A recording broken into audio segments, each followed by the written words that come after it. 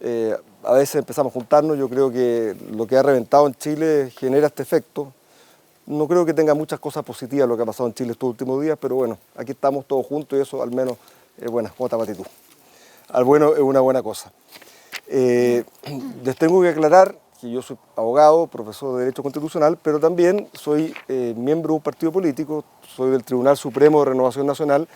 Yo voy a hablar neutramente, salvo allí donde yo esté adelantando una opinión que le voy a decir que es mi opinión, para que ustedes puedan más o menos juzgar lo que es una cosa técnica, neutra, indiscutible, de lo que es una cosa de acuerdo a mis convicciones.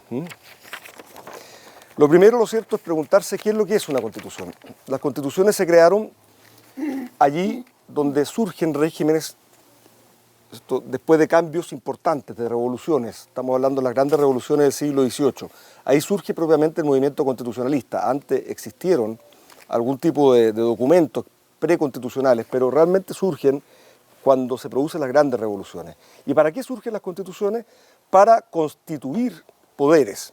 Entonces lo primero que hacen las constituciones, y es lo esencial, es regular los poderes del Estado. Y los poderes del Estado originariamente era muy simple: el poder legislativo, el poder judicial y el poder ejecutivo, ¿no es cierto? Y con el tiempo se ha ido agregando también otros órganos constitucionales. En el caso de la Constitución chilena, además de regular el presidente de la República, el Congreso Nacional y el Poder Judicial, también regula el Ministerio Público, que es quien ejerce la acción penal cuando alguien comete un delito, regula el Banco Central con autonomía, regula el Ministerio Público, regula el Tribunal Constitucional, que es el que vela por la supremacía de la Constitución. O sea, lo primero que hacen las constituciones es regular, ¿no es cierto?, el ejercicio del poder y los organismos públicos. Pero amargas experiencias demostraron de que no bastaba con regular el poder si no se lograba sustraer de la decisión de mayorías algunos elementos que podían afectar gravemente a las minorías. Esto fue dramático en la Alemania nazi. Es un ejemplo que no vale la pena, o sea, que vale la pena recordar, porque además demuestra cómo el desquiciamiento puede avanzar rápidamente en un pueblo. Y por eso que las constituciones, que al principio solo regulaban el poder, fueron agregando también regulación de derechos, libertades y garantías de los ciudadanos. Y hoy día entonces las constituciones son, para hacer una constitución se regulan los poderes, se regulan también los derechos, las garantías y las libertades de las personas. Y finalmente, lo último que pasó fue que los constitucionalistas se dieron cuenta que por muy perfecta que fuera su obra, en algún minuto la sociedad cambiaba tanto que se hacía necesario también cambiar la Constitución. Si la Constitución no preveía una forma de cómo cambiar la Constitución, ese cambio se producía fuera de la Constitución y normalmente se requería una nueva revolución, un grupo triunfante con suficiente poder para imponer una nueva Constitución. Y por eso, bueno, lo más lógico fue regular en la misma Constitución un mecanismo de cambio constitucional, que es el famoso constituyente derivado, para evitar que el cambio deba producirse por fuera de la Constitución, votando a todas las instituciones de la Constitución. ¿Me siguen hasta ahí, lo cierto? Sí. Entonces, no cualquier cosa es una Constitución. Regula poderes, derechos, libertades y también un mecanismo para modificar una Constitución. Además, con el tiempo, el derecho internacional de los derechos humanos fue incorporándole contenidos a las constituciones. Hoy día, desde el año 1989, nuestra Constitución reconoce que el ejercicio del poder, a través de, por ejemplo, el legislador y las leyes, y el presidente de la República, a través de los decretos, reconoce como límite los derechos esenciales que emanan de la persona humana, que están en la Constitución, pero también en los tratados internacionales en materia de derechos humanos. En consecuencia, hoy día el legislador, a través de una ley, por muy aprobada por mayoría que sea, no debe ni puede pasar por encima de un derecho esencial de una persona que está consagrado en la Constitución o en un tratado internacional. Eso básicamente es hoy día una Constitución. ¿Cómo nace la Constitución actual? Ustedes lo saben, ¿no es cierto? En 1980 se invita a una comisión redactora. La comisión redactora propone un texto, es revisada por el Consejo de Estado. El Consejo de Estado hace cambios. Finalmente la Junta vuelve a revisar esto, hace otros cambios, se plebiscita. Sobre ese plebiscito existen críticas sobre su seriedad, por cuanto no existían en ese minuto registros electorales. Es sabido que los registros electorales se tuvieron que destruir porque ya estaban viciados del proceso anterior al año 1973, no había registros electorales el año 80. Esa Constitución el año 89 fue objeto de 54 reformas acordadas por la Junta de Gobierno, los partidos que apoyaban la Junta de Gobierno y la oposición, y esas 54 reformas se plebiscitaron. Después de esa modificación del año 89, se han modificado más de 30 veces más la Constitución, y en total han sido modificados más de 240 artículos distintos de la Constitución, que han modificado 12 de los 15 capítulos de la Constitución, a tal punto que el año 2005 ya la Constitución no era perfectamente orgánica, o sea, tenía artículos que estaban en blanco, referencias a artículos que ya no existían, y eso lleva a que Ricardo Lagos, mediante un decreto, resistematice la Constitución y firme y ponga su firma al nuevo decreto que promulga esta nueva Constitución, y por eso se habla de la Constitución de Ricardo Lagos. Después ha seguido teniendo cambios en la Constitución. Por lo tanto, la Constitución que hoy día nos rige es una Constitución que de alguna manera tenía para muchos un pecado de origen. Sin embargo, ha sido revalidada una y otra vez a través de un cambio paulatino que ha ido reflejando consensos que se han alcanzado entre grupos contrapuestos con la intervención de miles de chilenos que han ido conformando durante estos 29 años de democracia el Congreso Nacional. Pero, ¿no es cierto?, nos han ganado o se ha impuesto la idea de que la Constitución es ilegítima y que queremos una nueva Constitución, y esa nueva Constitución, sea legítima o ilegítima la anterior, va a fluir a través de este procedimiento. De este procedimiento que es el acuerdo que vamos a hablar al final. ¿Qué otra cosa interesante les puedo comentar de la Constitución? La Constitución, además, existe junto a la Constitución una cosa que se llama el bloque de constitucionalidad. ¿Qué es lo que es esto? Las constituciones pueden ser o muy grandes o muy chicas.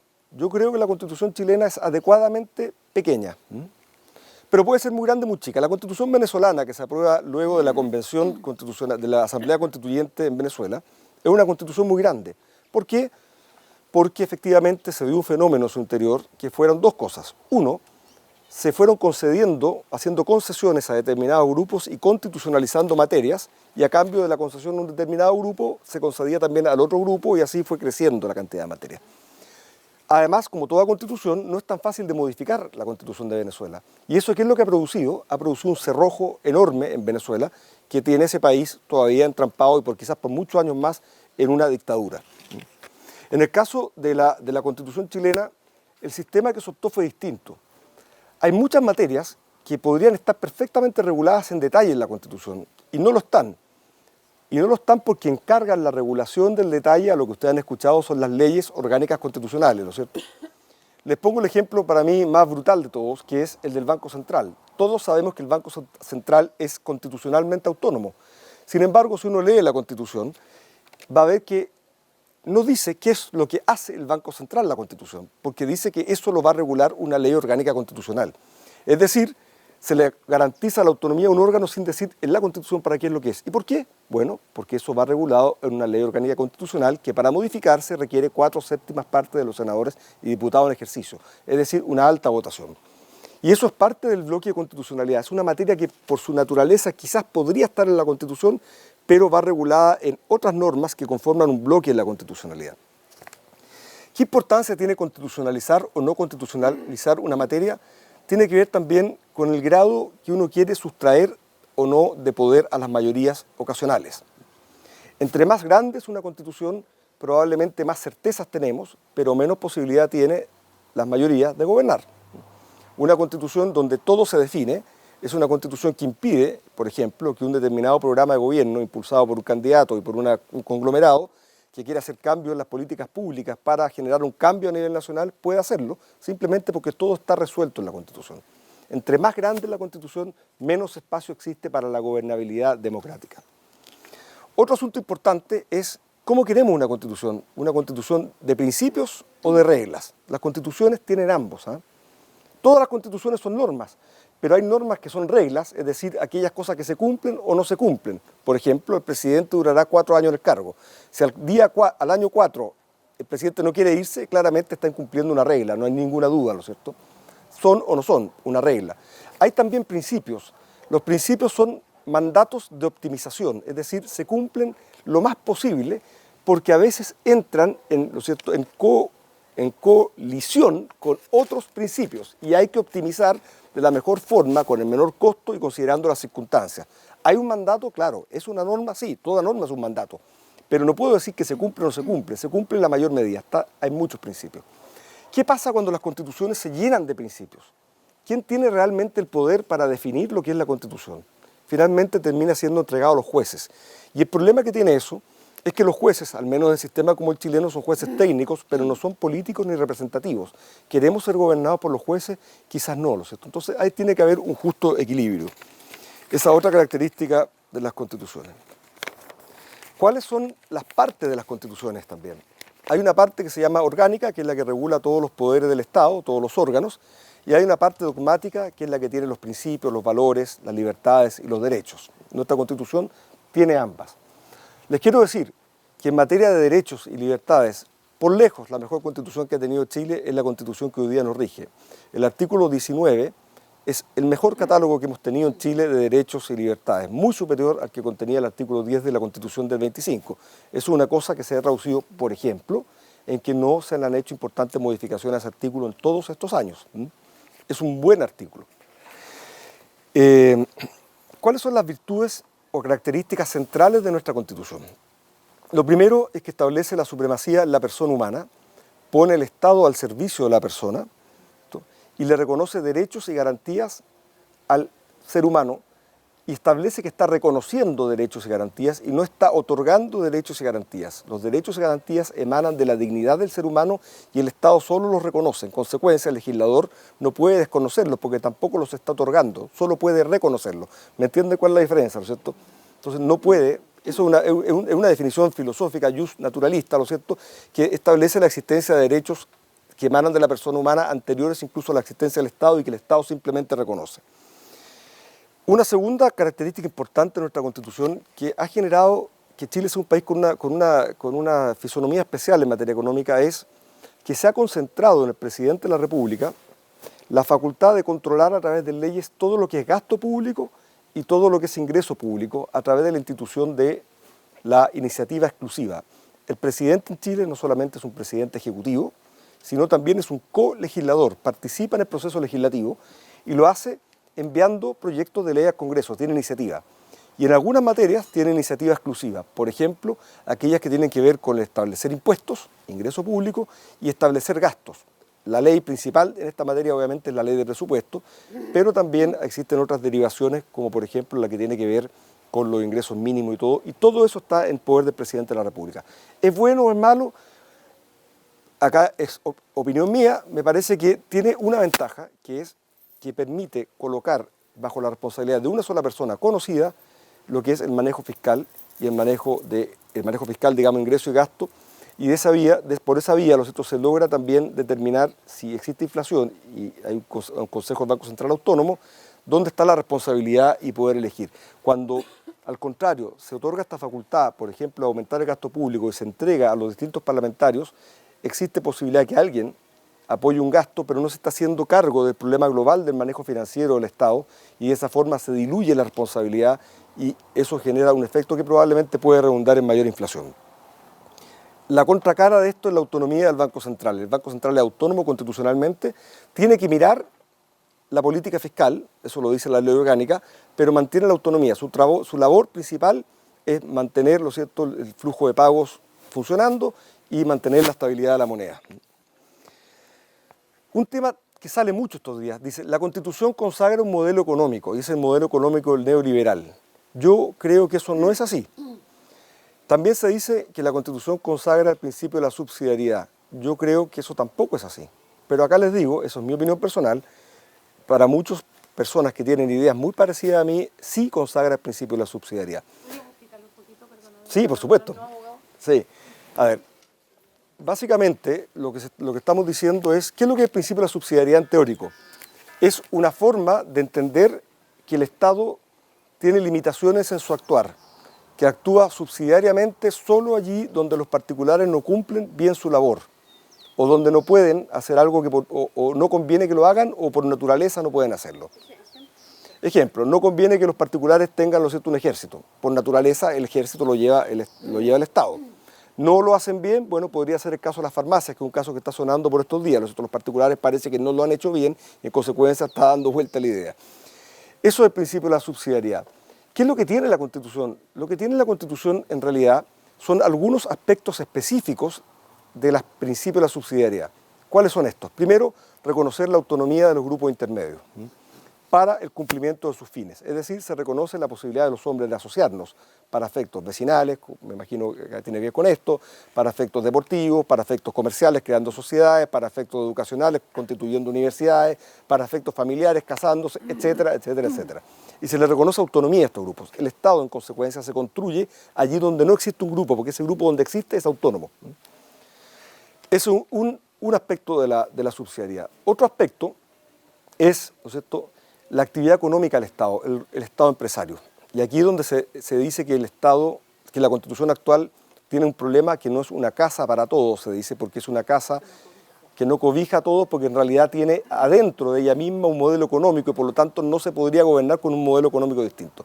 ¿Qué es lo que dice la Constitución del 80 en materia del Estado empresario? Lo que dice básicamente son tres cosas. Uno, los hombres son libres para desarrollar el negocio cumpliendo las normas legales, ¿no es cierto?, que así lo indican. Dos, el Estado puede desarrollar actividades económicas, puede desarrollar empresas. De hecho, lo ha hecho. Y lo ha hecho en situaciones muy dramáticas. Por ejemplo, el año 2004 se corta el gas de Argentina, el año 2008 estábamos sin gas en Santiago, ENAP, una empresa estatal, desarrolla un proyecto en el puerto de Quintero, y cuando está desarrollado este proyecto llama a capital privado y en conjunto con ENAP se desarrolla GNL Quintero que más o menos tiene funcionando con gas a Santiago desde aquella fecha. El Estado detectó una necesidad urgente y pudo desarrollar una actividad económica. ¿Qué es lo único que le pide la Constitución para que el Estado pueda desarrollar una actividad económica? Es que exista una ley de quórum calificado. ¿Qué es lo que es una ley de quórum calificado? Mayoría de los senadores y diputados en ejercicio. Es decir, que los señores vayan a votar todos y que se configure la mayoría de los senadores y diputados en ejercicio. No es una supramayoría, es la mayoría de los senadores y diputados en ejercicio. Ustedes comprenderán que sostener que hay una necesidad imperiosa de desarrollar una actividad empresarial y no presentarse a votar y no lograr la mayoría de quórum calificado, lo único que demuestra es que no hay ningún consenso sobre la necesidad de desarrollar esa actividad empresarial. Pero lo importante es que la Constitución sí contempla la posibilidad de desarrollar una actividad empresarial por el Estado con esa característica, es decir, en virtud de una ley de quórum calificado. Y la tercera norma que dice es que esa empresa del Estado se va a tener que regir por las mismas normas que los particulares. ¿Por qué? Porque no se quiere crear una ventaja para el Estado que pueda afectar la competencia o ahogar el emprendimiento. A menos, también dice la Constitución, fíjese, a menos que una ley de quórum calificado diga lo contrario. ¿Qué es lo que es una ley de quórum calificado? Mayoría de los senadores y diputados en ejercicio. O sea, la verdad, la Constitución lo único que pide es un consenso mínimo y básico, no de supras mayorías de 2/3 partes, no, de la mayoría de los senadores y diputados en ejercicio, y se permite una actividad empresarial. La mayoría de los senadores y diputados en ejercicio. No, la mayoría, 50 más 1. 50 más 1, mayoría, claro. Por eso es lo que quiero poner ese punto, porque es una mayoría, a ver, es más que la mayoría con la que se aprueban normalmente las leyes, porque la mayoría con que se aprueban las leyes es 50 más 1, pero los que están presentes. Aquí es 50 más 1 de los senadores y diputados en ejercicio. Sí. Esa es la diferencia. Pero no es un supraquórum, es simplemente un quórum más que razonable, pensando que es una empresa del Estado que va a existir por muchos años, que si le va bien vamos a estar muy contentos, pero que si le va mal todos los contribuyentes vamos a estar pagando esa pérdida de un negocio que por sí tiene riesgo. En consecuencia, ahí hay un argumento que demuestra que si logramos detectar como sociedad una necesidad de una empresa del Estado, están todos los mecanismos para que el Estado asuma esa actividad. Y lo ha tenido que hacer y lo ha hecho en casos muy excepcionales. Entonces yo tiendo a creer que en realidad no es para nada claro que esta Constitución tenga un modelo económico. Lo que sí tiene es una muy buena protección del derecho de propiedad.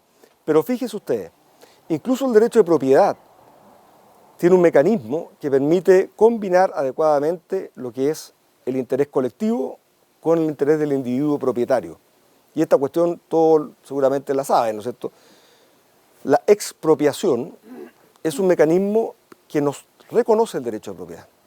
Fíjese la paradoja. Si el Estado determina que la casa en que uno vive es necesario destruirla para poder, ¿no es cierto?, tirar por ahí una carretera, el Estado nos reconoce la calidad de propietario y lo que nos paga es una indemnización y nos expropia. Es decir, allí donde existe una ley que autoriza la expropiación y por lo tanto, esta es una ley de mayoría simple, además ni siquiera de un un quórum supramayoritario. Se dicta la ley, se declara de utilidad pública, se procede a la expropiación administrativa y se paga el precio. O sea, el Estado también tiene herramientas para hacer prevalecer el bien común por sobre el derecho de propiedad y aún así está respetando el derecho de propiedad porque la persona puede, ¿no es cierto?, incluso demandar al Estado para asegurar que se le pague el precio justo. O sea, hay también un mecanismo para combinar el interés colectivo en la Constitución con el interés individual del propietario en que se respete sus derechos.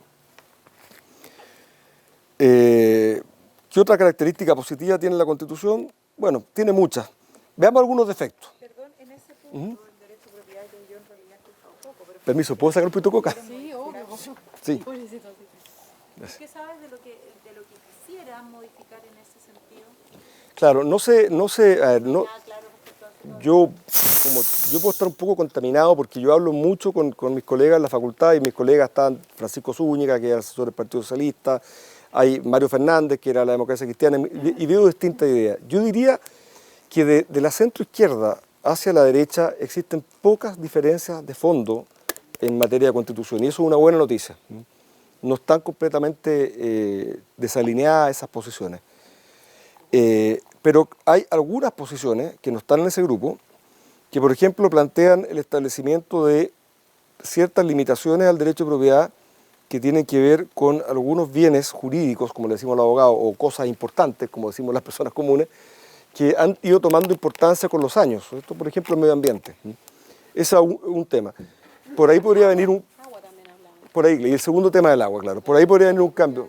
Claro. Ahora, esa cuestión del derecho de propiedad del agua también se está manejando, creo yo, a nivel comunicacional en base a medias verdades. Bueno, como todo. Sí. Como todo. Bueno, pero eso lo dicen ustedes, no yo. Yo les dije, yo tengo que hablar en neutro, salvo cuando diga que no estoy hablando en neutro.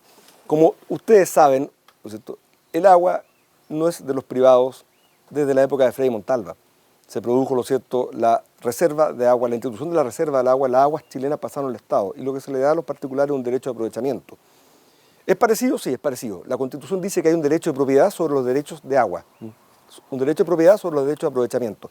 Pero el recurso agua sigue siendo el Estado. Y en consecuencia eso ha permitido, por ejemplo, que alguna modificación de hace algunos años atrás al Código de Agua estableciera que uno tenía que justificar para qué tenía los derechos de agua, y si no podía justificar para qué tiene los derechos de agua, se le paga al Estado. Se le establece una forma de royalty. Entonces, cuando dicen que tienen que ser del Estado de las aguas, en realidad es una media verdad porque las aguas ya son del Estado. El Estado puede establecer algún tipo de restricción o obligación a las aguas. Pasa algo también parecido en la propiedad minera. Pero yo diría que esos son los cambios que podrían venir. ¿Qué otra cosa creo que es importante pensar? Tiene que ver con el sistema político que tenemos hoy día. Nosotros, por años, escuchamos una crítica consistente al sistema binominal. El sistema binominal tenía una gracia que es legítima y es importante rescatarla. Porque claro, algunos dicen que era una forma de candado que había creado una persona para evitar que pudiese arrasarse con toda la obra de un gobierno. Ya, bueno, esa es una visión. Pero hay otra visión también. Cuando uno genera un sistema donde se eligen dos parlamentarios, dos diputados por una misma área o dos senadores por una misma área, y eso es el sistema binominal en esencia, lo que hace es llamar a esas personas que compitan por ganar el centro, es decir, por cautivar a los votantes de centro. El efecto que produce un sistema de esas características normalmente es que las personas compitan por ganar el voto de centro. Y por eso, ¿no es cierto?, se templó, digo templó en el sentido de que no se polarizó el discurso por muchos años en el país, bueno, y eso también tuvo otras características, otros efectos.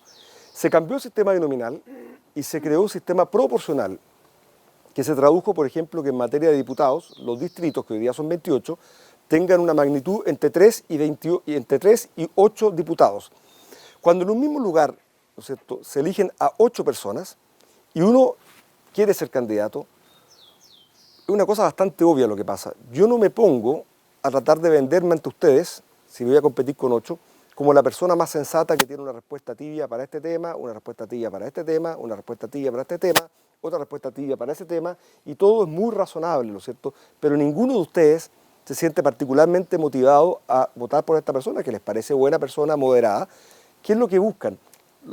¿Cuál es la señal que tengo yo? Es buscar un discurso penetrante que logre capturar un grupo pequeño, pero con ese grupo pequeño me aseguro el cupo en el Congreso. Yo sé que si se van a elegir 8, más o menos con un 13% de los votos, ¿no es cierto?, voy a lograr. Entonces que salgo con un discurso más penetrante. Y por eso que pasaron dos cosas en el Congreso Nacional.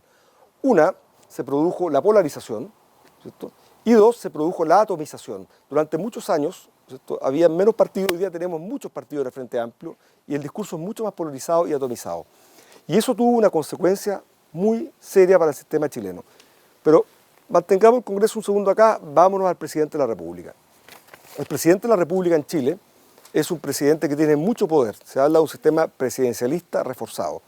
Es presidencialista, ¿por qué? Bueno, porque está completamente separado del Congreso Nacional. Los sistemas parlamentarios son sistemas colaborativos donde el Congreso Nacional conforma al jefe de gobierno, ¿cierto? Pero acá en Chile no tenemos eso. Tenemos un sistema presidencial, completa separación del Ejecutivo de lo que es el Poder Legislativo del Congreso Nacional.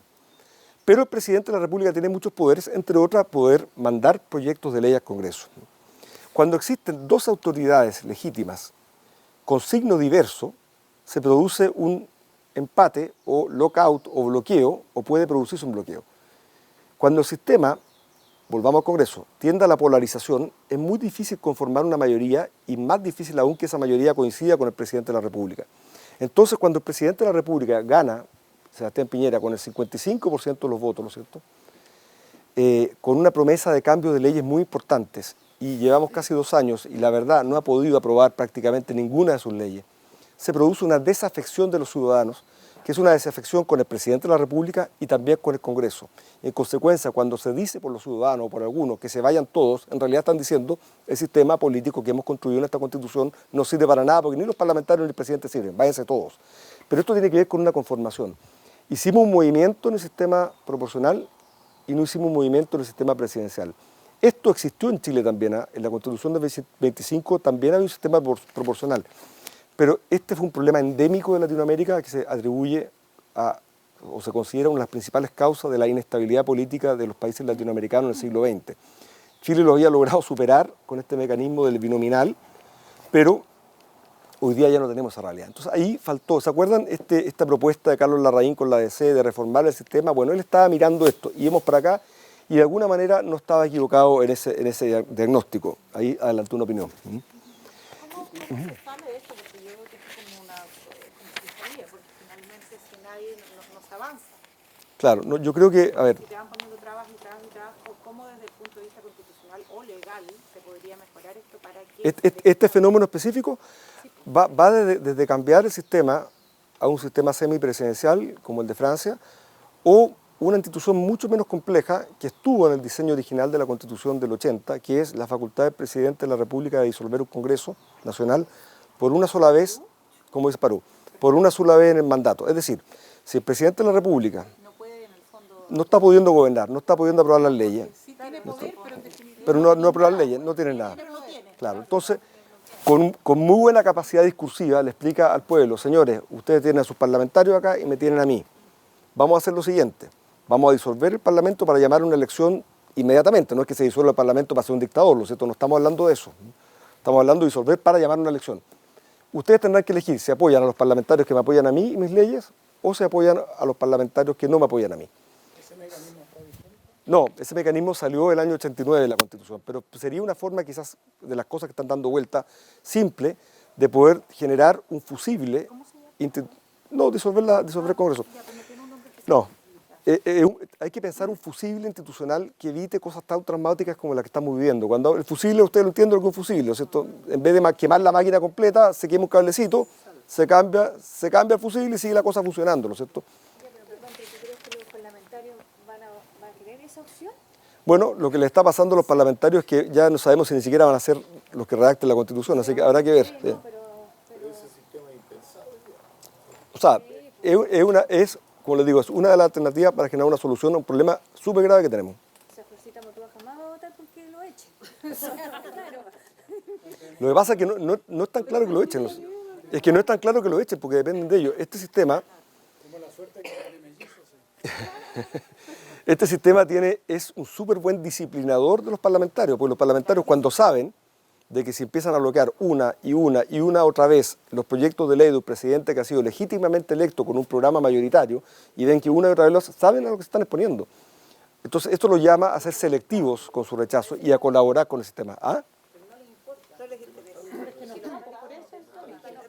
No, no está. Pero O sea que de alguna manera como que, no es por ser fatalista, pero un poco están los gérmenes de la instrucción misma. yo creo que como estamos hoy día, tenemos los gérmenes de la instrucción misma. Esto que les digo, a ver, volvamos un poquito. Yo le dije qué defectos tiene la Constitución, yo le dije, dado que creamos un sistema proporcional, que eso generó atomización en el Congreso, y el presidente de la República no va a tener mayoría ahora, no la tiene, ni la va a tener en el futuro muy probablemente, la pregunta es qué pasa cuando el presidente no logra aprobar las leyes. Los parlamentarios no presentan proyectos de ley, el presidente no le pone urgencia a los proyectos de ley, al proyecto de ley de los parlamentarios, y por otro lado no la aprueban los proyectos del presidente de la República. Entonces, eso no funciona y ese es el problema que tenemos hoy día.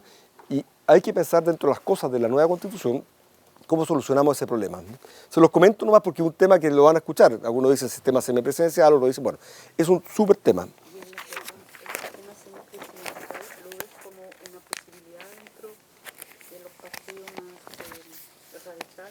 No, pero yo creo que desde la democracia cristiana hacia acá lo miran con bastante buenos ojos.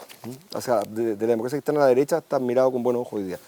Pero es difícil porque es cambiar mucho el entendimiento de la figura de la autoridad ejecutiva en Chile. Por eso digo que esa es más compleja. ¿Qué significaría ser presidencial?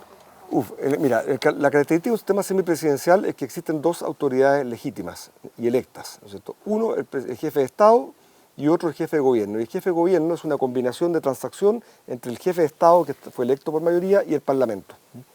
Y el jefe de gobierno lo que hace es asumir toda la tarea legislativa y por lo tanto es él el que está haciendo el papelón permanentemente si no le aprueban las leyes. Pero queda el presidente de la República fuera de ese problema. ¿Sería como el secretario general? Es como Francia. Francia. Entonces, yo no sé si vale la pena que nos peguemos mucho en este tema porque realmente daba mucho, pero básicamente eso es. El Congreso elige un jefe de gobierno, que es el que se entiende con él, que es la mayoría del Congreso, y paralelamente existe un jefe de Estado que es también electo por la ciudadanía. Y el jefe de Estado se mantiene en las relaciones internacionales, cuidando los derechos humanos y opera como árbitro entre el jefe de gobierno y el Congreso cuando se empiezan a trabar las leyes y tiene la facultad de disolver, etc. Puede ser que no tengan el mismo signo. La cohabitación en Francia que ha producido, se pensaba que era muy peligrosa, porque esto viene del año 58 de Gaulle, y se pensaba que no iba a funcionar y funcionó y ha funcionado re bien, ha permitido salir de atolladero. Bueno, por eso digo, yo creo que es una solución muy compleja de implementar en Chile, pero es una solución también. Y sobre todo controlar a los parlamentarios. Sí, esa es la ventaja que tiene, permite un control y colaboración de los parlamentarios. Bien, ¿qué otro tema creo que es importante? ¿Cuáles son los temas que han dado, porque acá existe una cosa en bloques, de hecho la Constitución es ilegítima, tenemos que cambiarla y la gente dijo queremos, no sé en qué minuto, querer jubilación buena, justa. Salud buena, justa, se transformó en realidad queremos Constitución. Es una cosa, un arte de magia que realmente hay que aplaudir a los magos que lograron eso, porque hoy día la gente quiere Constitución y no sabemos si van a lograr, o sea, estoy seguro que por la Constitución misma no van a lograr pensión justa, no van a lograr salud. Claro, pero van a requerir, en realidad se requieren leyes, pero esa es una situación que pasó. Pero ¿cuáles son los temas más allá de esta cuestión como general de querer cambiar la Constitución? Porque podría ser la misma Constitución actual aprobada en un plebiscito y sería perfectamente legítima. Hay algunos temas. Reconocimiento de los pueblos originarios. Esto es un temazo. Eso está dando vuelta hace mucho tiempo. Existen distintas posturas, desde no reconocer los pueblos originarios, reconocer Chile como un país multicultural, pero uninacional, reconocer a Chile como país multinacional, lo cual realmente es un paso antes de crear diferentes estados. Entonces hay distintas posiciones. Es un tema que se viene, yo creo que es bueno que ustedes se formen cada uno su opinión, pero es un temazo que se viene. Hay cosas intermedias también, ¿no es cierto? Decir, mira, vamos a reconocer a Chile como un país multicultural, pero vamos a reconocer el deber del Estado de mantener la unidad nacional, pero como los pueblos originarios son importantes, ¿lo cierto? Vamos a reconocerle una cuota en el Congreso, es decir, un número de parlamentarios asegurado para que entre ellos elijan a sus representantes. También son soluciones intermedias. Eso es un reconocimiento a los pueblos originarios, o sea, porque ¿qué significa eso? Que tienen una representación asegurada. ¿Algo más? Asegurada. ¿Algo más? ¿O es eso? No, bueno, o sea, cuando tú reconoces Chile como un país multicultural, en el fondo estás traspasando al Estado la obligación de ayudar a preservar, es una ley de cuota, es preservar la cultura, es un poco el modelo de Nueva Zelanda, ¿no es cierto? El modelo neozelandés tiene que ver con eso. Pero porque Hoy día no tienen cupo asegurado en el Congreso y Chile es un Estado unitario y no hay reconocimiento a los pueblos originarios.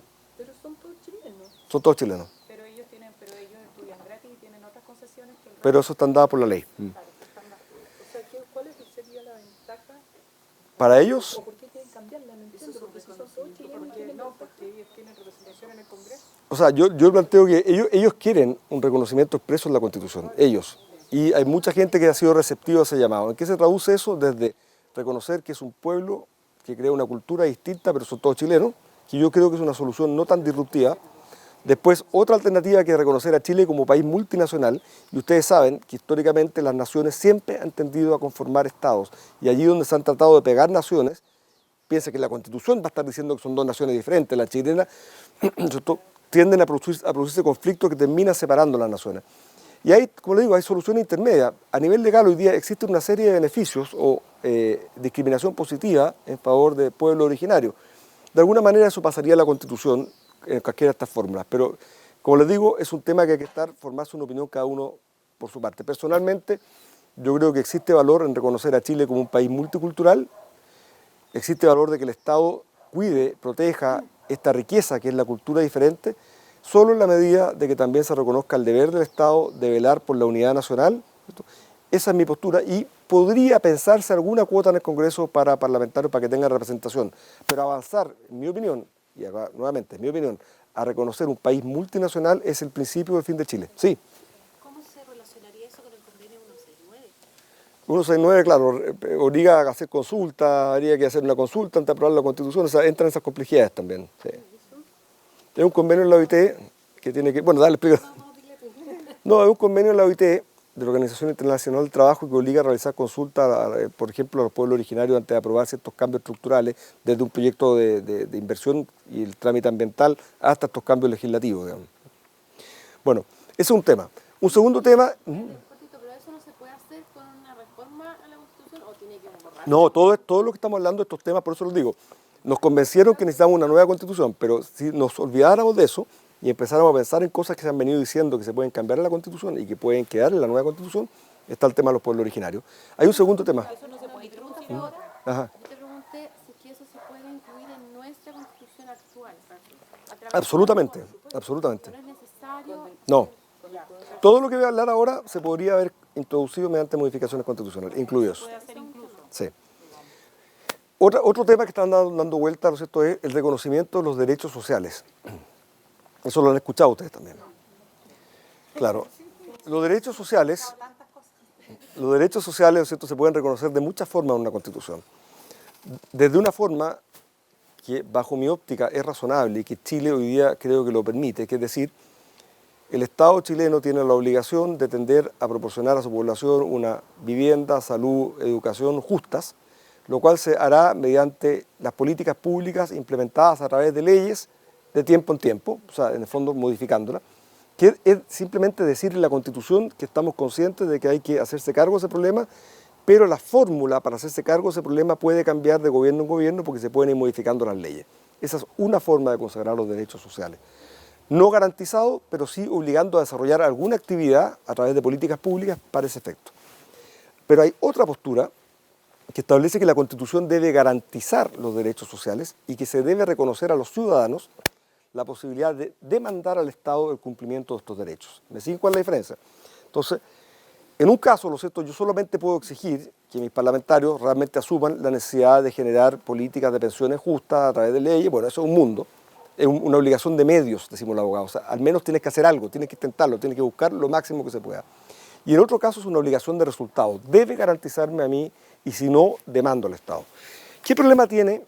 A ver, comunicacionalmente es muy potente para vender de cara a una elección de este tipo los derechos garantizados. Por lo tanto, es un tema que para algunas personas es súper difícil de hacerse cargo, porque es muy impopular hacerse cargo de por qué no quiero garantizar derechos sociales, especialmente, ¿no es cierto?, si en los últimos días se ha podido legislar en muchas cosas que ha dado la impresión de que por alguna extraña razón esa plata no se estaba ocupando y estaba ahí, ¿no es cierto? Se ha legislado muy rápido estos días. Algunos sí, ¿lo cierto? Sí. Pero la verdad que se reaccionó rápido, una pena un poco que haya tenido que pasar todo esto para eso, pero bueno. El asunto es que ¿qué problemas crea el reconocer los derechos? Primero, sabemos que los recursos lamentablemente son limitados. Segundo, no se puede dar a todo ciudadano todo, lamentablemente. Ojalá fuera mucho mejor que digno, ojalá que fuera de lujo la salud. Yo creo que esa es la intención. Pero cuando queda fosilizado en una constitución, en igualdad de nivel de importancia, todos los derechos, de partida se afecta la posibilidad de que la ciudadanía, de tiempo en tiempo, pueda elegir qué privilegiar. Por ejemplo, en los últimos años los gobiernos han dicho que la educación es lo fundamental y por una y otra razón se han centrado también en la educación universitaria, la gratuidad. Se ha privilegiado eso, se han cortado, se han achicado unos u otros programas sociales y se ha reforzado, nosotros hemos llegado a un sistema de gratuidad. Si todos los derechos sociales estuvieran garantizados al mismo nivel constitucional, eso no habría sido posible porque habría que haber, ¿no es cierto?, destinado también recursos de forma relativamente paritaria a otras necesidades. Entonces, ese es un primer tema. Se impide la gobernabilidad democrática, se impide que las mayorías puedan elegir programas de gobierno que prioricen unos por sobre otros en el manejo de estos recursos que siempre son escasos. El segundo... Perdón, paternalista por lo que yo veo, volvemos al tema de garantizar todo, es fácil demandar al Claro, cada poco tiempo. Si es sí, que yo creo- pero si alcanzara, ¿por qué no, lo cierto? Pero Sí, se por supuesto, definen pero cuáles es que, son esos claro, derechos eso mismo, sociales, O sea, salud, educación. sí, claro, lo que ellos plantean, salud, educación, vivienda y vejez. ¿Bajo cuáles criterios? Porque yo también puedo decir que yo quiero este Por eso tipo de que- salud. No, claro, es un temazo, ¿no es cierto? Pero lo importante, como le digo, es que si uno los consagra, se pueden demandar. Y ahí pasa otra cosa. Como no alcanza, lamentablemente, para dar toda la salud que uno quisiera, en las condiciones, bueno, al final del día los estados quiebran, o los ciudadanos terminan pagando esto vía inflación, o los estados quiebran. Finalmente los recursos terminan en la mano o en el bolsillo de las personas que tienen mejores abogados, que corren y demandan primero al Estado y logran obtener los beneficios antes que el Estado quiebre. Entonces, ahí hay algo, ¿no es cierto?, que es muy atractivo, pero también es muy perverso, y por lo tanto también es difícil hacerse cargo, pero pareciera lógico una solución intermedia, que es como la que le expongo yo, es decir, el Estado chileno deberá desarrollar todo lo posible para dar una pensión, vejez y todas las cosas que creamos que son lo importante, en realidad la educación, salud, vivienda y pensión, pero eso se hace en virtud de las políticas que deben aprobarse de tiempo en tiempo a través de la ley, de manera tal de que pueda haber gobernabilidad democrática y alternancia en los modelos económicos. Porque se ha dicho que esta constitución tenía un modelo económico. Bueno, estamos pensando hacer una constitución con otro modelo económico para decir ahora por los otros de que esta constitución no es la casa de todos, o estamos realmente pensando en una constitución que permita que si la gente quiere votar por un presidente de la República con una visión más liberal, puede hacerlo y la constitución le permita, si quiere votar por un presidente más intervencionista, puede hacerlo y la Constitución lo permita. O sea, yo personalmente creo que esta Constitución permitía ambos modelos, pero bueno, algunos dicen que no, y la pregunta, y ahora los que dicen que no, quieren establecer una Constitución de signo contrario para que nosotros tengamos que salir a decir que esta Constitución no es la casa de todos. Ahí hay otro tema. En fin, les explico ahora el acuerdo. El acuerdo tiene varias ventajas. Es una pena que hayamos tenido que llegar al momento y realmente el acuerdo ha sido tomado en una situación muy crítica. Sin embargo, tiene algunas ventajas bajo mi óptica, opinión personal. Creo que el acuerdo, si funciona, le ha puesto fin a la peor de las posibilidades de una asamblea constituyente para Chile. La asamblea constituyente, por de pronto, más o menos el 26% desde el año 47 hasta la fecha de los cambios constitucionales en el mundo se han hecho a través de asambleas constituyentes. O sea, no es un mecanismo raro una asamblea constituyente, el 26%. En Latinoamérica cerca del 40%. Una asamblea constituyente, bueno, es que es muy importante su pregunta y a eso va. Yo lo digo, por de pronto le digo que es una cosa que se ha ocupado en muchas partes y más en Latinoamérica. Pero una asamblea constituyente depende de qué respuesta hayamos dado a una serie de preguntas. ¿Cuántas la conforman? ¿Se les paga o no se les paga? ¿Cómo se eligen aquellos que la conforman? ¿Cuánto dura? ¿Qué atribuciones tiene? Todas esas la respuesta a esas 5 preguntas me permite decir eso es una asamblea constituyente. Yo diría que lo único común que tiene una asamblea constituyente, lo único que me queda claro, y esta cuestión, créanme que es así, no, yo nunca hago petición de principio. Los voy a convencer que es así. Lo único que queda claro con una asamblea constituyente es que no son los ciudadanos los que escriben la Constitución. Porque esencialmente hay una cosa que está clara, porque así la han vendido, que vamos a escribir entre todos los... No. Lo único que está claro es que uno elige a alguien para que escriba la Constitución, o sortea a alguien, porque también puede ser por sorteo. O hacemos una representación corporativa, es decir, traemos los sindicatos, elegidos a dedo, por cierto, traemos los gremios, también elegidos a dedo, y ponemos una representación, una cosa corporativista, pero lo que está claro es que no somos todos no es un mecanismo de democracia directa, es un mecanismo de democracia representativa, porque vamos a elegir a alguien para que haga. Ahora, después, ¿qué es lo que es la Asamblea Constituyente más en detalle? Depende de la respuesta a estas 5 preguntas. En el caso de Venezuela, por ejemplo, estuvo conformado por 131 miembros. Esos 131 miembros, solamente 6 no fueron del movimiento chavista, 130, 125 fueron del movimiento chavista. Claro, ellos aprobaron la constitución que ellos tenían, no tenía un mecanismo de cambio constitucional y eso justificó que tuviese que crearse este mecanismo, porque si no había cómo cambiar la constitución de conformidad a la constitución actual, había que crear algo que lo hiciera y ese algo fue la Asamblea Constituyente. Ese mecanismo fue validado por la Corte, bueno, y yo diría que de alguna manera este acuerdo que se ha celebrado en Chile mata la peor de las posibilidades. ¿Por qué? Porque dice que la Asamblea Constituyente va a durar 9 meses, termina, que solo tiene por encargo redactar un texto, se llama convención constitucional o convención mixta constitucional, dependiendo si es mitad diputado, mitad electos o 100% electos, dura 9 meses o 9 meses más 3, solo tiene por finalidad redactar un texto, ni siquiera lo aprueba, solo lo redacta, porque después se plebiscita, es decir, es el pueblo nuevamente el que opera como constituyente originario, y además, lo cierto, se establece una regla de 2/3 partes, que ha generado mucho debate en los últimos días, porque se parte de una hoja en blanco, y eso es lo que quiero explicar para terminar. Cuando dijiste el 50% congresistas, ¿eso está repartido de acuerdo a porcentajes de sus partidos políticos? Claro, no lo dice el acuerdo, pero lo lógico sería eso. Hoy día se ha hablado de esta comisión técnica que tiene que definir estas cosas y sería irracional pensar de que se creara un mecanismo en la Asamblea Constituyente, o sea, en la Convención Constitucional, que no reflejara exactamente las mismas proporciones que están en el Congreso. No creo que, no puedo pensar que se llegue a un mecanismo distinto. O sea, sería una locura que no fuera así. Pero bueno, se están discutiendo mil cosas, si va a ser con cuotas aseguradas a pueblos indígenas o no. Bueno, hay muchas dudas, pero creo que las dos dudas más dramáticas, y con esto termino, son las siguientes. Uno, ¿qué pasa si no hay acuerdo de 2/3 partes? Han aparecido algunos que sostienen que en ese caso nos quedamos sin constitución. No solamente sin nueva constitución, sino que derechamente sin constitución. Eso es completamente absurdo, es un error. Hay un error conceptual evidente. Lo que dice el acuerdo es que solo si se aprueba la constitución que ha redactado la convención constituyente o la convención mixta constituyente, se produce la derogación orgánica, como un todo, de la constitución actual. No es que vamos a comparar si era distinta la norma antigua con la nueva y si es distinta se deroga la antigua, no, se deroga todo, pero solo si se aprueba por el plebiscito, ¿cierto?, la constitución que ha creado esto. Si eso no ocurre, sigue rigiendo perfectamente la constitución actual. Entonces, ese también es importante, pero como les digo, está apareciendo esa discusión. Y hay otra que tiene relación con lo siguiente. Si se parte de una hoja en blanco, yo propongo introducir en esta hoja en blanco que los perros deben dormir adentro de la casa. Perdón, pensé que lo había apagado. Que los perros deben dormir adentro de la casa. Y todos están de acuerdo, ¿no es cierto? Por la primera cosa que planteo, que llegamos todos de acuerdo, que hay 2/3.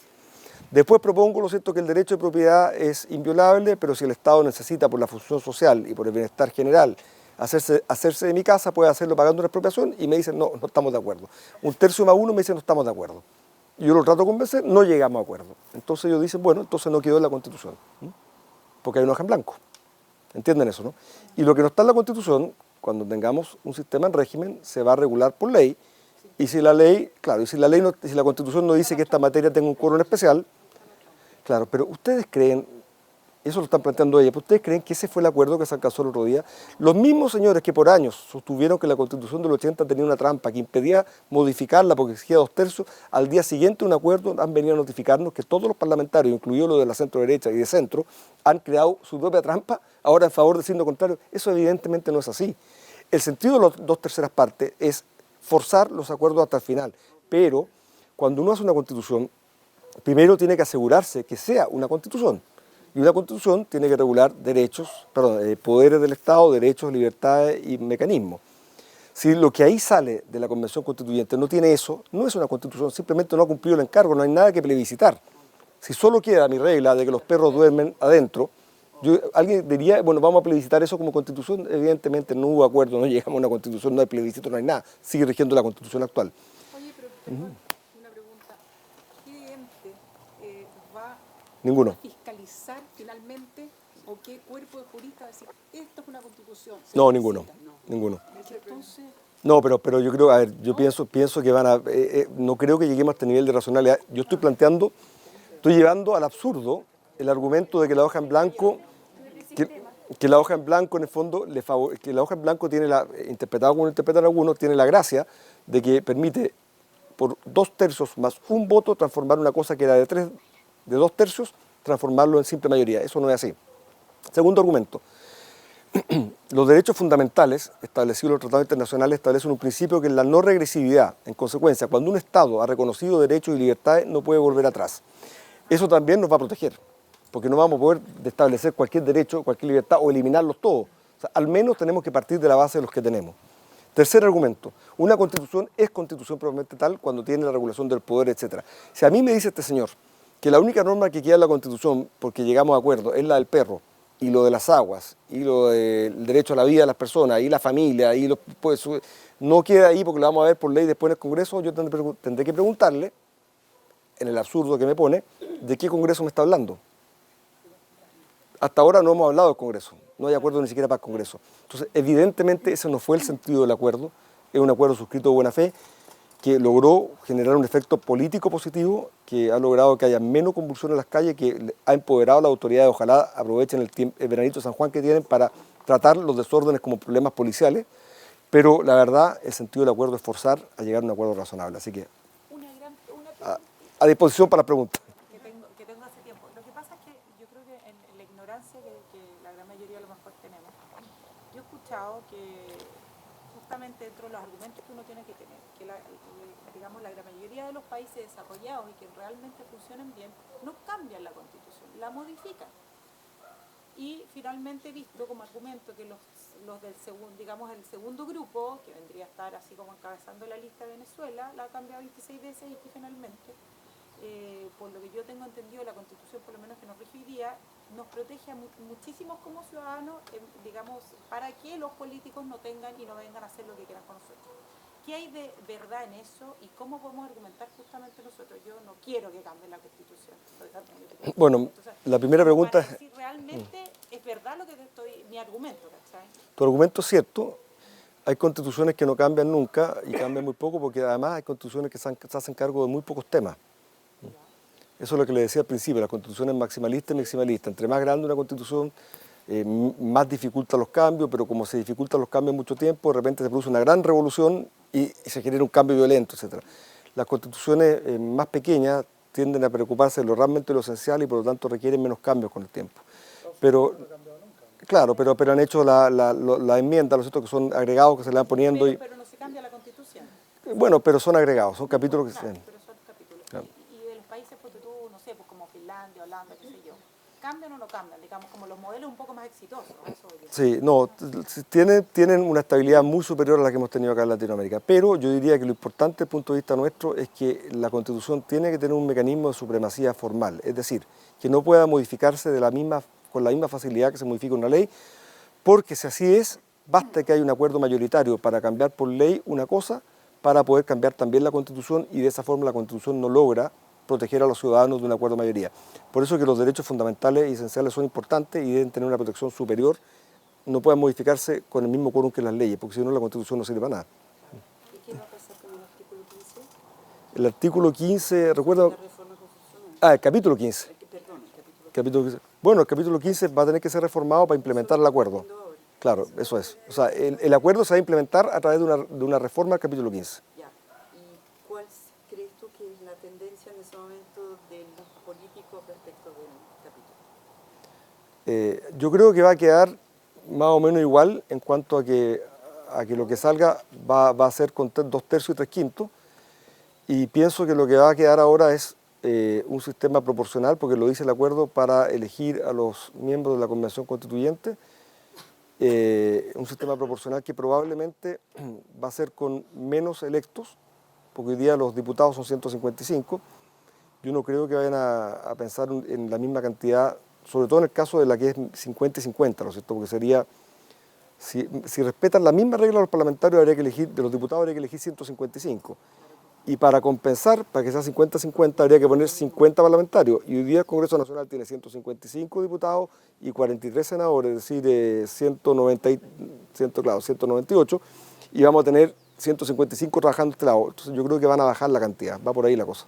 Claro, porque el capítulo 15 considera reforma Sí. constitucional, no cambio constitucional. Sí, bajo mi óptica consideraba ambas cosas. Sí, porque una de las cosas que durante mucho tiempo se argumentó por algunos es que el capítulo 15 para modificarlo requiere 2/3 partes de los senadores y diputados en ejercicio. Sí. Perdón, para modificarlo son 2/3 partes. Entonces, para saltarse esa regla, algunas personas dijeron que lo que regulaba es solamente la modificación, pero acá estamos hablando de una nueva constitución y como no hay una regulación específica de la nueva constitución, podemos regular esa materia por simple mayoría. Pero eso es, bajo mi óptica, un fraude de la Constitución, porque modificar puede ser una modificación parcial o total, pero lo que está claro es que si el Congreso Nacional es el que está modificando, y eso es lo que dice esa regla, es un poder que está constituido, y está constituido por la propia Constitución. Entonces, me parece que es una forma de saltarse esa regla para lograr un cambio. Bueno, esa teoría también se sepultó. Eso ya no existe. O sea, los que sostenían eso ya no existe. Tenía... Dos cositas muy cortas. El tema de la seguridad o la inseguridad con que vivimos en este país está en la Constitución. Y la segunda pregunta, ¿hay como un índice de los temas que tenga que abarcar la Constitución? Por No, a ver. ejemplo, propiedad, libertad, no sé, o sea, no sé si existe No. algo. No, la primera pregunta sí, hay una garantía que es el derecho, ¿cierto?, a la seguridad individual, esa libertad y seguridad individual. Esa es una de las garantías que tenemos. Ahora, estos días parece que ha sido difícil exigírsela al Estado, sobre todo en la situación de muchas personas que viven en algunos lugares más céntricos, pero está en la Constitución. ¿Cómo es el tema del uso de la fuerza cuando hay estallido social y cosas así? Pero eso ya Que es un tema. es un tema, sí. O sea, perdón, yo también quería tocar Es justamente un lo que estamos tema, hablando yo. temazo. En el acuerdo, el número 1 del acuerdo es que tiene que haber paz y orden público. Sí, es muy bueno tu punto. Yo creo que eso tenemos que Si no exigirlo. está el número 1, no Sí. se puede hacer el resto. O sea, piensa lo siguiente, no se puede llegar a una situación de plebiscito donde mucha gente esté con la pistola en la cabeza. O sea, que así está. Claro, pero faltan 4 meses. O sea, yo creo que una cosa es... ¿Se puede exigir eso, número 1? O sea, yo creo que los políticos deben exigir absolutamente eso. O sea, si no, todos los políticos no condenan violentamente y transforman el problema en las calles en un problema policíaco y no existe ni una duda en ese mensaje, se ponen de acuerdo además qué pueden hacer y no hacer los carabineros, pero algo podrán hacer para controlar la delincuencia, ¿no es cierto? Porque es una locura, porque ya ni siquiera saben lo que pueden hacer. Yo creo que no se puede llegar a un plebiscito si no está asegurada la paz social de acá a abril. Pero estamos llegando así, sin nada. A ellos mismos. O sea, yo puedo ir a demandar al Estado porque desaparezca la policía. Bueno. O sea, cuando tú si hacemos un grupo, no sé, inventando. Sí, claro, absolutamente. Se llama falta de servicio. En la ley de base de la Administración General, o sea, ley general de base de la Administración del Estado, existe la obligación del Estado de prestar sus servicios continuamente. Entonces, cuando yo caminando en una municipalidad me caigo porque hay un hoyo y ese hoyo no está avisado, efectivamente yo demando a la municipalidad y la municipalidad me tiene que indemnizar y pasa. Aquí lo que hemos tenido efectivamente es un Estado que no ha dado la cosa más básica que debe dar un Estado, que es la garantía de seguridad. Sí, Walmart no ha demandado al Estado, Podemos demandar a los políticos. pero exigiendo que le den protección, porque Por eso, las personas podemos hacer lo mismo. absolutamente que... Están haciendo como personas jurídicas, Sí. lo podemos hacer como personas. Así es, pueden hacerlo, absolutamente, porque está en la Constitución y está garantía. Pero Walmart no ha demandado indemnización de perjuicio. Eso fue muy mal intencionado porque, aunque tienen todo el derecho, Walmart ha perdido 170 supermercados, 20.000 personas expuestas a perder su puesto de trabajo y unas pérdidas descomunales. Y además, bueno, ¿para qué les digo? No ha demandado perjuicio al Estado, pudiendo hacerlo. Solamente pidió protección. Esa es más o menos la cantidad de gente que se dice que pueden, Sin trabajo. podrían quedarse sin trabajo. Sí. A mí no me queda claro si puedes explicar cuánto peso hoy día tiene la Constitución. Te explico. Por ejemplo, con el tema del derecho a la vida. Tenemos ley de aborto transcausal. Ahora, yo leyendo la Constitución, en el capítulo 19, creo que es el artículo, el punto 11, si no me equivoco, lo que está pasando hoy día en los colegios y en las universidades, donde están siendo influenciados los niños políticamente, y está claro un punto que dice que no debiera la educación tener esta influencia, sino que debiera ser imparcial. Entonces, finalmente, tenemos Constitución, no se respeta, cuánto pesa, se puede cambiar esta cosa de la Constitución, hay como que tengo un enredo. Sí. A ver, pero tu pregunta la voy a contestar volviendo un poquito atrás. Otro de los problemas de los derechos sociales garantizados es que, como no se van a cumplir, se empieza a transformar la Constitución con un papel que no sirve para nada, ¿no es cierto? Bueno, ahora tú dices, yo no estoy hablando de derechos sociales, estoy hablando de derechos individuales, los más básicos, el derecho a la vida, o el derecho a la libertad de educación, o bueno, la verdad que existen los mecanismos para exigir, y hay que preocuparse de los ciudadanos exigirlo, y si no lo hacen hay que irse a los tribunales, y los tribunales están muy mal en Chile. Es que eso es lo peor de todo, que sacáis con esto de un tribunal, Sí. finalmente no vais a sacar nada. Perdón, ¿cuándo el presidente puede usar el decreto para legislar? Porque siempre yo he visto ahí que decía, hágalo por decreto, o sea, cuando no tiene la mayoría. Claro, no, a ver, no puede nunca... A ver, deja contestar tu pregunta. Lo primero es que la Constitución reparte las materias que son propias de ley de las materias que son propias de decreto. Segundo, la Constitución ya del año 70 se reconoce la posibilidad que el Congreso delegue al presidente de la República la posibilidad de dictar leyes, que son los decretos con fuerza de ley. ¿Qué significa eso? Una ley, es decir, es propia de una materia de ley, pero que la puede regular el presidente. Existe ese mecanismo. Todo el resto es materia de decreto. La regla por defecto es materia de decreto. Pero la verdad es que está súper reducida la posibilidad de dictar decreto porque las leyes se han metido en casi todas las materias. Bueno, perdón, me tengo que ir porque tengo que... Sí. Para que le expliques a todos. Ah, bueno, eso es para los que les interesa esta cuestión. Mira, esto lo hicimos con un grupo de personas, ahí está Ignacio, allá está Ignacio que está trabajando con nosotros,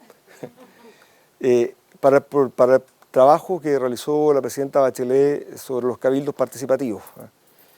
La mayoría de los que partimos en esto, como les conté, yo soy miembro del Tribunal Supremo de Renovación Nacional, somos militantes, pero finalmente terminamos siendo un poco como la gente de los partidos de derecha, que no estaban muy convencidos de ese proceso, pero en la sombra sí estuvimos nosotros participando en todos los procesos a lo largo de Chile, en todos los regionales, en todos los provinciales, y además organizamos más o menos el 10% de los encuentros locales como este, que se hacían en las casas a lo largo de todo Chile.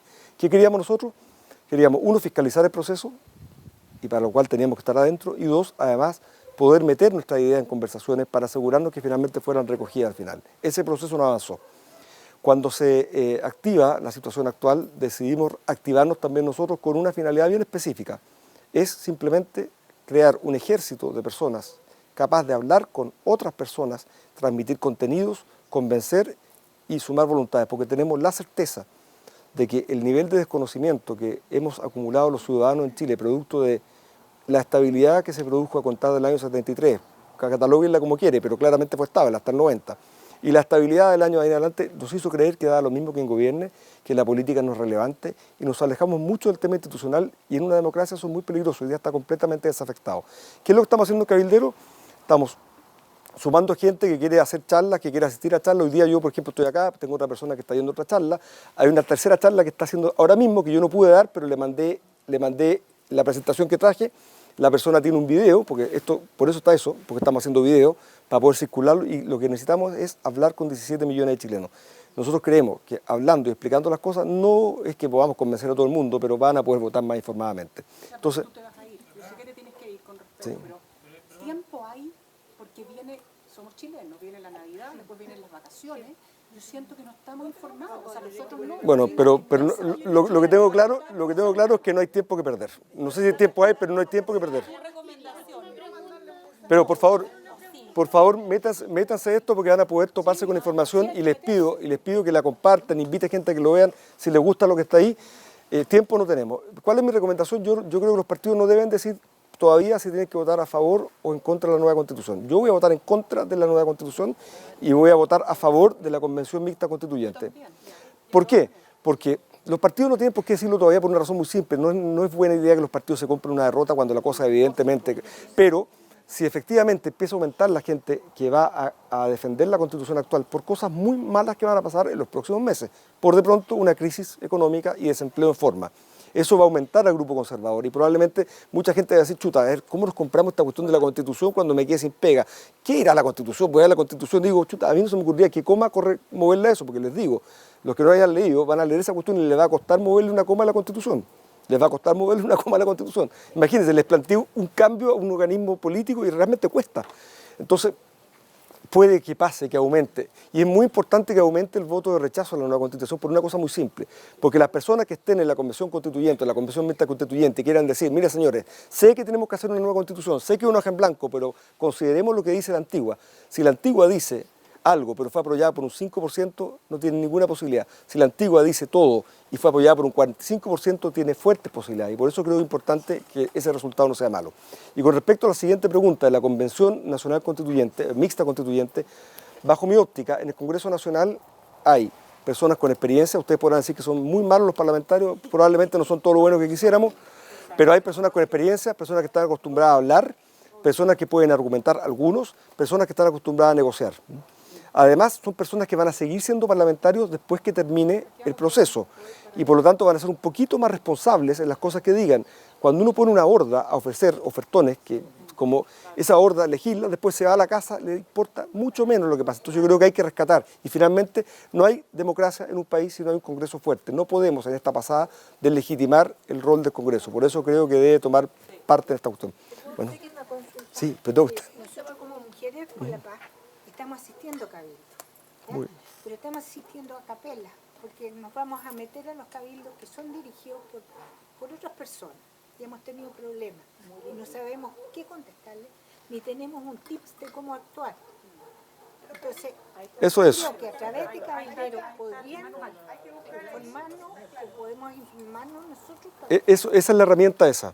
Ya. Como le digo, en esa herramienta ustedes van a encontrar desde charlas como esta dadas para abogados, o sea, con más contenido todavía, charlas más chicas, vamos a meter videos con argumentos para enfrentar los temas conflictivos, y ahí uno se mete lo que quiere nomás, pero eso, yo los secretos de participación en Cabildo, lo primero y fundamental es no callarse nunca, levantar la mano, siempre. Alguien te escucha y hacerlo. Eso es lo primero. Y lo segundo, lo cierto, es llevar claro 2 o 3 puntos, porque uno no necesita ganarlas todas, pero cuando finalmente le pegas en un solo punto, si hay gente que no estaba convencida, ya empieza a dudar del otro. Entonces es bueno prepararse. Sí. Disculpa, sé que te tienes que ir, pero sabes que quería preguntarte, tú mencionaste que los principales temas que van a tocar son el agua y la minería.